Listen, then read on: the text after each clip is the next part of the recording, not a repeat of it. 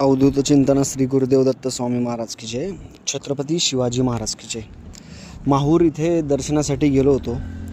प्रत्येक वर्षी माहूरगड रेणुकामाता इथे प्रत्येक वर्षी आम्ही जात असतो. आपण सुखात असलो किंवा दुःखात असलो, ना चिंता ना भय, रेणुकामाता की जय म्हणून प्रत्येक वर्षी न चुकता आपण आपल्या कुलदेवतेला जायला पाहिजे. कुलदेवतेला जाताना काय घेऊन जायचं? कधीही रिकाम्या हाताने जायचं नाही.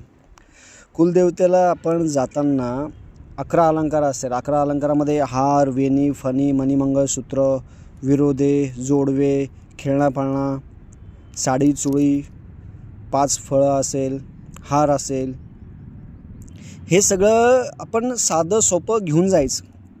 देवी आईला जेवढं दिलं तेवढं कमी आहे आणि हे सगळं देवी आईचंच आहे. असं प्रत्येक वर्षी आपण जायला पाहिजे न चुकता आणि आपल्या कुलदेवतेचा मान सन्मान करायला पाहिजे. ज्या घरामध्ये कुलदेवत यांची सेवा जर नित्य होत असेल आणि गुरूंची सेवा, तर तुम्हाला कोणत्याही गोष्टीची कमी पडत नाही, कधीच नाही पडत.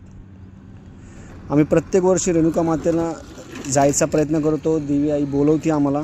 ना चिंता ना भय, रेणुका माते की जय. त्याप्रमाणे जायचं. खूप छान दर्शन झालं. दर्शन झाल्यानंतर देवीचं छानपैकी दर्शन झालं. देवीला बघितलं. तिथं आम्ही 11 अलंकार वाहनाच्या अगोदर तिथे अभिषेक करत असतो.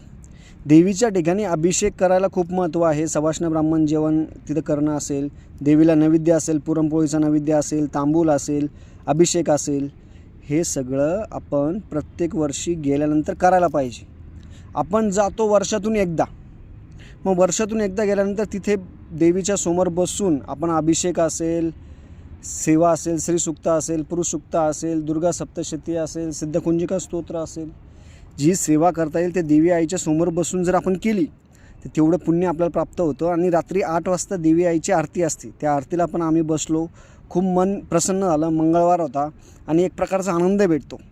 आपला संसार प्रपंच एका बाजूला आणि देवीची सेवा करणं हे एका बाजूला आहे, म्हणून खूप मन प्रसन्न होतं. तुम्ही रात्रीचे 8 वाजताची आरती असते ती थोडा तुम्हाला व्हिडिओमध्ये दाखवणार आहे मी.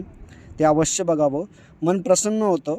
11 अलंकार, साडी चुळी, नारळ हे देवी आईला गजरा घेऊन जावा आणि आपल्या सगळ्या मनोकामना आहे त्या पूर्ण होतं आणि देवी आईचा आशीर्वाद आपल्याला प्राप्त होतो. म्हणून सगळ्यांनी वर्षातून एकदा तरी आपल्या कुलदेवतेला जावं. तिथे दर्शन कराल तरी जा, एक ओटी तरी भरा किंवा एक नारळ तरी ठेवा. आपण आता रात्रीची आरती पाहूया.